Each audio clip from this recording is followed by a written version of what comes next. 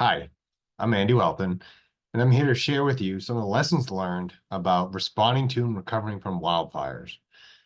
These wildfires are increasing in frequency and complexity across North America, as well as in Europe.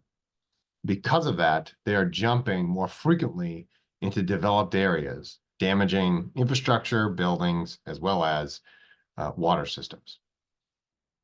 I'm going to share a little bit about my experience over the last 20 years helping communities respond to and recover from disasters and the types of things you need to think about in preparation for these disasters.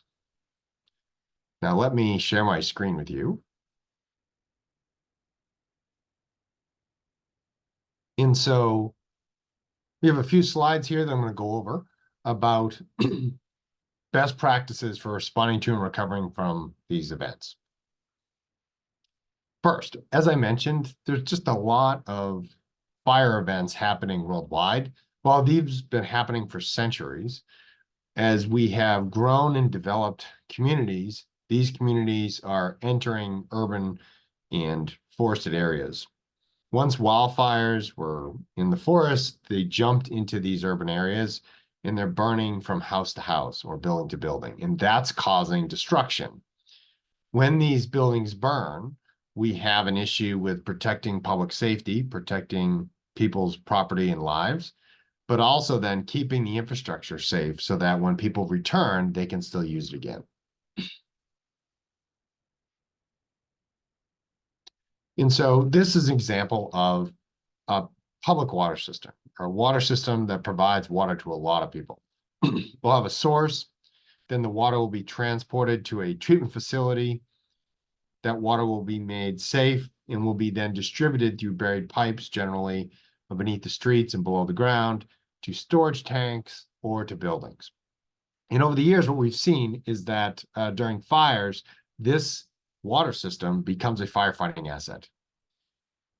And what we see here is historically, there have been fish kills after these events where a lot of debris and runoff from burned forests and grasslands runs into waterways. Sometimes we see these pipes and tanks that are above ground burn up that are supposed to convey water. In some cases, we'll see embers blow in the wind. They'll land on top of infrastructure like backup generator buildings, and then they'll burn them down. And also there's other types of infrastructure that can burn up and become damaged. So generally, the damage we're thinking about here when a fire enters a water system is the loss of water pressure, which means that you can't keep the pipes full and you can't keep water coming out of potentially the burned foundations. Water contamination, that's where chemicals and other materials get into the water system and find their way through the pipes beneath the ground. And that causes contamination of the infrastructure buried beneath the streets, but also that can be taken up into buildings and contaminate buildings that are nearby as well. So there's other types of water systems, and these are private water systems or private wells, for example. And we'll have a well serving one property, and this well will provide water to that one property through a buried pipe or hopefully a buried pipe, and it goes into that building. So when there's a fire on that property, it primarily just affects that property. Whereas the diagram I just showed you shows that if a building burns down, the contamination actually can move down the street through a water main and then go up into a burning building or a building that's not burning. Water utilities face a number of different issues when wildfires occur. So first and foremost, they have leaking and destruction of buildings and property. And so when leaking and destruction occurs, you can have storage tanks lose pressure. You can have them be damaged by the fire, either direct flame or heat, radiant heat.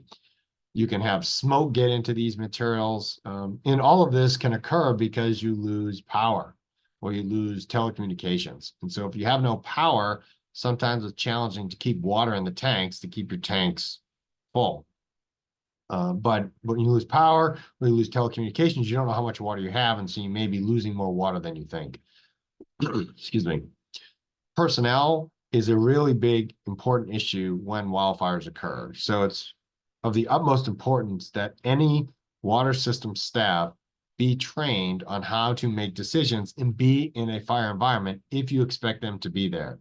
So when the fire comes up the mountain or across the grassland, you need to realize, is the utility going to move away? Are the staff going to just evacuate and leave the infrastructure? Or are they expected to stay behind and take actions? And so we've seen both things happen in wildfires in the US in the last 5 years. And this is something that's very challenging.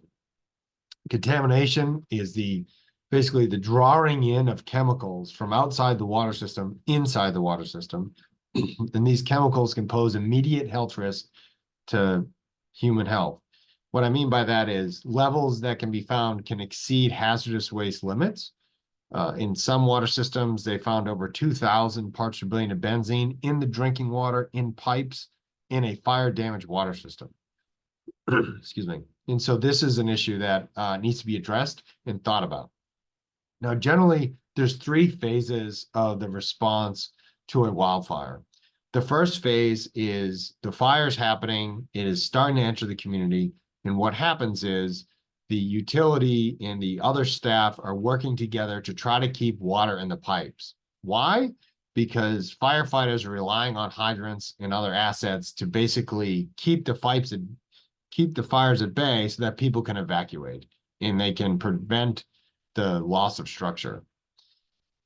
At the same time, what you want to do is if you know that a certain area has been burned over and there are multiple homes destroyed, sometimes you can go and you can shut that section of the water system off. Why? Because wherever there's a destroyed structure, there's a water leak. Water is just pouring out of the foundation. And why that matters is our water systems are not designed to have multiple leaks like you do during wildfires and still keep pressure. So basically what you're doing is you're trying to close up the holes in your water system to keep pressure so you can keep water in the most part of the water system as possible. Second, after the fire is out, or at least contained, you might see mutual aid come in. And this is personnel from nearby utilities that you call for help, who can restore power and pressure, who can fix hydrants, who can remove hydrants, who can valve off. It can help you remove water meters. And then you start taking water samples and sending them to a laboratory.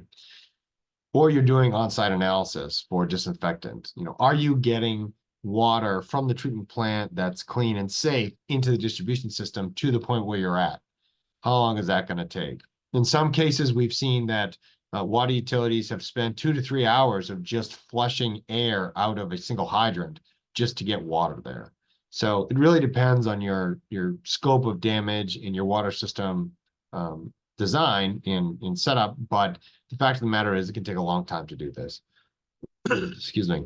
And then phase 3 will involve another personnel surge where people are taking repeated samples. And the reason why we do repeated sampling, we just don't take one sample of chlorine, for example, in one part of the water system and say, okay, we got chlorine, it's always going to have chlorine. The issue is that your water system or your infrastructure is dynamically recovering from the damage or shock it just experienced. So you can have pockets of contamination in your water system. If you're only taking one sample and not flushing continuously and repeatedly and then sampling again, you can miss that there's slugs of contamination still moving in your water system. So this is why you have to go repeated sampling in this type of work. And that is one of the reasons why you need mutual aid. You need people to come in and help you staff up and expand your capability to test, fix, and recover your water system. Now, many people ask, where is this contamination coming from? And we believe that there's 3 potential options based on our experiences responding to wildfires in the US and also based on research. So first, when forests burn or structures burn, what happens is chemicals and particulates go into the air. When these chemicals and particulates go into the air, if they have some sort of vacuum nearby, like a depressurizing storage tank vent or a hydrant that's been left open, you can have this material get carried into these assets, mixed with the contaminated water, and then be dragged through the distribution network. This is one reason why you can see contamination far away from where actually the damage occurred. Secondly, we can have the thermal degradation of plastics. And so we know plastics are used and they're ubiquitous in water systems because of their flexibility and their cost. They could be plastic pipes, plastic gaskets, plastic liners. And these materials can thermally decompose simply by heat radiating towards them, so they don't need to be next to a flame, or direct contact by flames. They produce these VOCs or SCOCs, and those can then find their way into the water and leach out over time. Secondary sources are pipes and assets that are maybe downstream of the contamination. So they didn't cause the contamination, but this contamination went downstream and then permeated or went into these infrastructure, like plastic pipes or gaskets. And then you put clean water in, and the contamination leaches into that clean water. So this secondary contamination wasn't a heat damaged asset or, directly contaminated. It was indirectly contaminated because contaminated water was drawn in and allowed to be in contact with it. And so after fires, you need to really focus on, do you have the conditions that would likely cause contamination? And if you do, then you have to then take certain actions associated with it. Now, just want to put this in perspective. We've seen in the US at least 20 water systems that we know of become chemically contaminated after wildfires. So these are large water systems, not small private wells. Separately, we've seen wells become contaminated too. But a couple things that we need to address. First, there was a lot of discussion back in 2017, 2018, that benzene was the sole indicator of contamination, and that if benzene wasn't present, the water was safe. That's not true. We have evidence from multiple fires showing that that's not the case. And for example, in a fire in Oregon, we saw 3,000 ppb methyl ethyl ketone in the water, and there was no benzene present. So you have to look for a number of different chemicals, which we talk about later. There's also unique sampling procedures that have to be used to find this contamination. And what I mean by that is you have to, if you have contaminated water and it's in contact with the pipes, the contamination will go into the pipes. But what you have to do is you have to flush that contaminated water out, put clean water in the pipes, and then wait. And generally what we're doing nowadays is waiting about 24, 72 hours for that contamination to come out, and then we take a water sample. So it's just like lead to some degree. So if you just put clean water in your pipes, you take a quick sample and you don't find lead, that doesn't mean it's not there. It means you didn't wait long enough for the lead to leach out of the pipe. Lead's not an issue here for wildfires. We have chemicals called VOCs, or volatile organic compounds. And these chemicals are ones that we really have to pay attention to, that go into the plastics and then leach out slowly over time. We got to allow that leaching to happen, then we take a sample. So from a risk management perspective, we need to start talking about what we can do to prepare, respond, and recover from these events. First, risk is basically a function of the probability of event occurring. Will a fire occur? What severity will it occur? And then the consequences of that fire occurring. What can we do to lessen those consequences? So if a fire occurs, but it doesn't affect the water system, then the risk of an event affecting the water system is low. But if the event extensively damages the water system and causes widespread contamination, now we have a very high consequence. And so we're going to talk about this in those contexts. First, for preparing for a fire, first thing a community wants to do is identify vulnerable facilities in operations. So for example, are the trees fairly close to the infrastructure, or they're accurate setback distances? Are pipes and tanks and other assets unnecessarily exposed above ground, or can they be protected in some type of shelter that's fire resistant? And so these are things that you need to think about in terms of identifying the vulnerability, because if something catches fire and then affects your asset, you can then lose the ability to fight the fire or to keep contamination out of your water system. We also want a strategy for sampling water. And so generally the best people to come up with a strategy for sampling their water system are the people that know how their water system works. Now, this will be done in coordination with state agencies often, and sometimes county agencies if it's for a large water system. But in this sense, you need to screen for a multitude of different chemicals called volatile organic compounds. And this includes about 51 or 52 chemicals today. That list is available at plumbingsafety.org. That list is being continuously updated based on all the information intelligence that's coming in from different fires across the country, as well as lessons learned in Canada and other countries as well. You want to set up some type of mutual aid assistance with your local communities. So it's one thing to get on the phone and call your neighbors to come over and help. You shut hydrants, stop leaks, remove water meters. It's another thing to have that conversation before the disaster occurs. So it would be good to see what type of interoperability you have with your neighbors, as well as if there's a countywide or national-wide mutual aid assistance system for water sector professionals. You also want to review the shutoff and isolation protocol with the fire service and coordination plan. So when the fire event occurs, it's not advisable to go around shutting off valves that feed major portions of your water system, unless there's an extenuating circumstance for that. If you plan to do that, you need to tell the fire service this, because if they start showing up to hydrants and finding dry hydrants, they put themselves in harm's way without assets to help protect themselves as well as the people that they're going to try to protect. So you have to have some communications with these agencies ahead of time so that it's not just decisions made on the fly. You also need proper personal protective equipment, or PPE. And this is very important, as well as the procedures that employees should be expected to do. So during fires, there's smoke, there's soot, there's flames, there's active flames, there's radiant heat far away from the flame, but because the fires are burning so much fuel, you can feel the heat pretty far away. There's also high winds, there's a live electrical wires, sometimes flapping on the ground. There's flying debris and objects. And so all these hazards pose an acute risk to human health.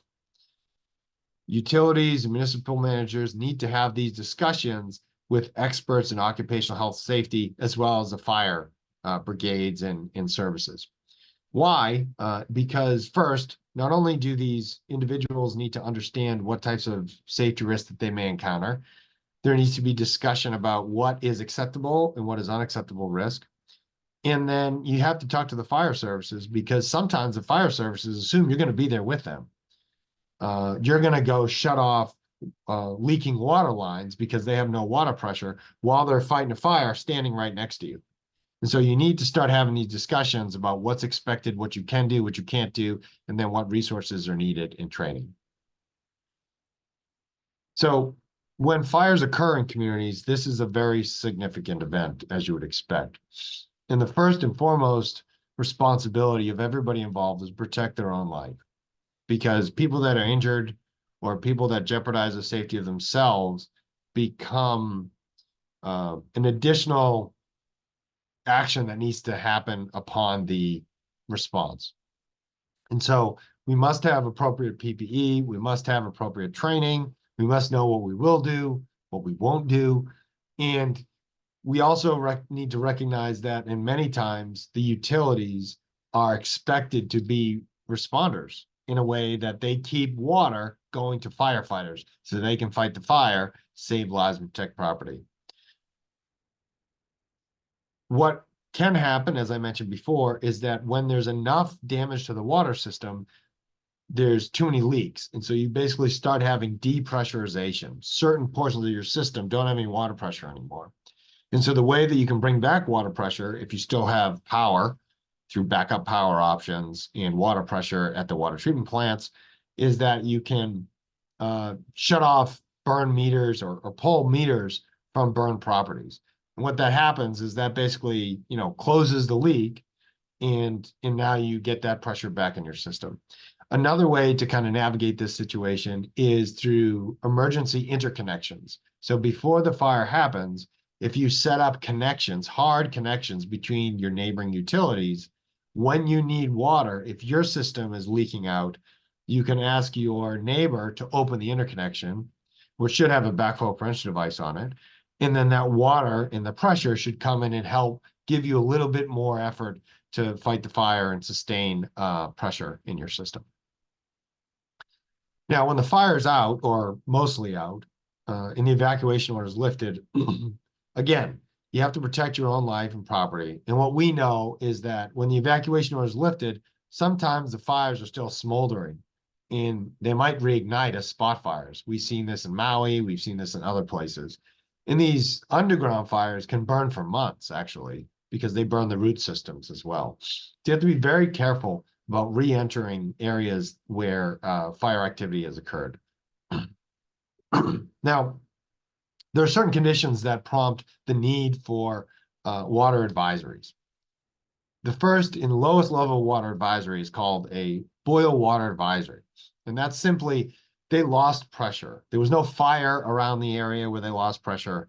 There was no destroyed structures around the area. There was no smoke around the area. They just lost pressure. And so sometimes that happens and we see these boil water advisories used.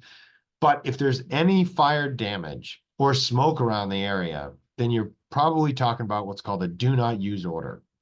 And a do not use order puts certain restrictions on the water. So boil water advisories, you're told to boil the water.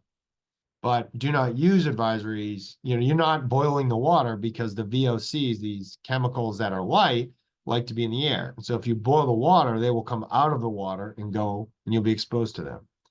And so we need to be careful about the types of advisories we issue because of the chemicals that are present. And you can check down that approach based on the types of damage that you're looking at.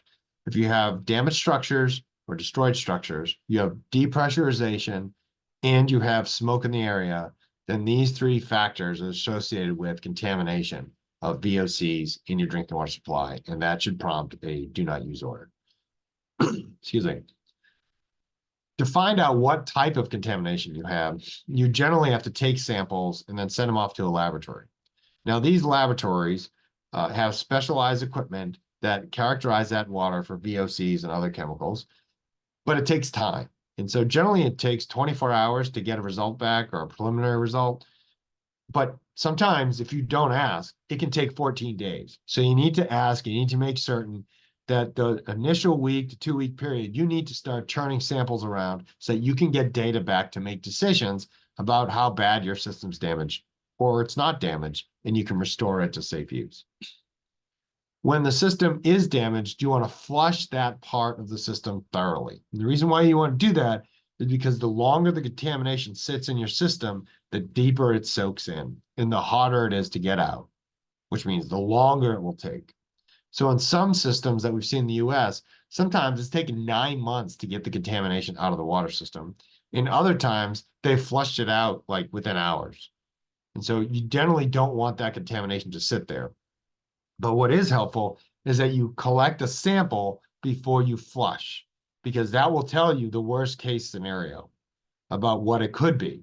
So if you don't find it in the worst case and you flush and then you sample again and you don't find it again, then it's probably not there. So this is the tricks of the trade associated with responding to these fires. You want to keep water directed to firefighting areas. You want to address hydrant mains and hydrant failures, and also remove water meters to burn properties.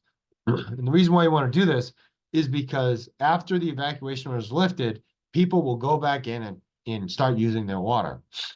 You don't want contamination being sucked from a depressurization event from their contaminated property into the drinking water distribution system. And we've seen this where utilities have gone and shut off the water meters, and homeowners have come in with a key and turned them on without telling the utility at all.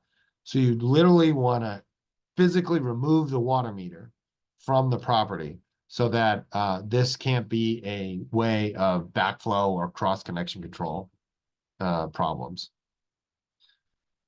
Now, I do want to bring this up. Many people and homeowners will ask, well, can't we just treat the water at our house?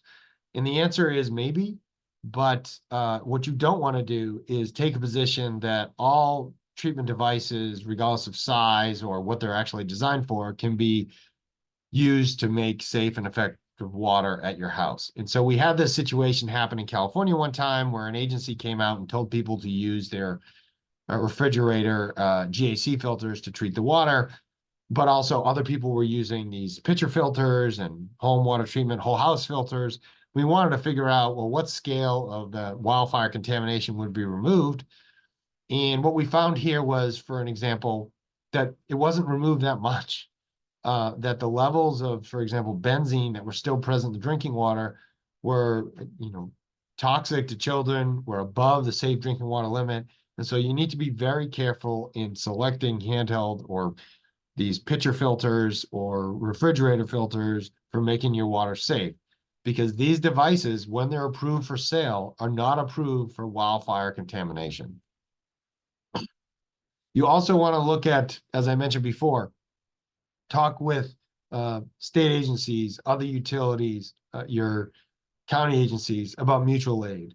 What type of help you need when a wildfire occurs will probably be on the backside of the fire. Because when the fire is happening, generally it's the utility itself and the people closest that are making all the decisions or trying to figure everything out. But as things start to calm down, you're going to want to do damage assessments. You're going to want to pull water meters, fix hydrants, valve off sections of the system. And you want people that are trained and experienced that do this for a living to come in to help you. And so that's where you need this mutual aid. To help people understand like what they should look for when they have building damage or plumbing contamination, or even damage to agricultural water systems, whether it be farms or ranches. We've come up with guidance and put that out there publicly. And this is the best available guidance today. It's a one-page fact sheet that explains like this is what you should do. On all the fact sheets, it explains that all these individuals should contact their local health authorities, because the local health authorities may have additional information that could give them context. They might know if certain wells are contaminated or certain buildings are contaminated in a certain area, and then that would be helpful in making decisions about the safety and well-being of the process for recovery. So if you have any questions, feel free to reach out, and I'm happy to talk with you. Thanks so much for listening today, and I hope you never have a wildfire. And if you do, that this information is helpful to you and your community responding to and recovering from it.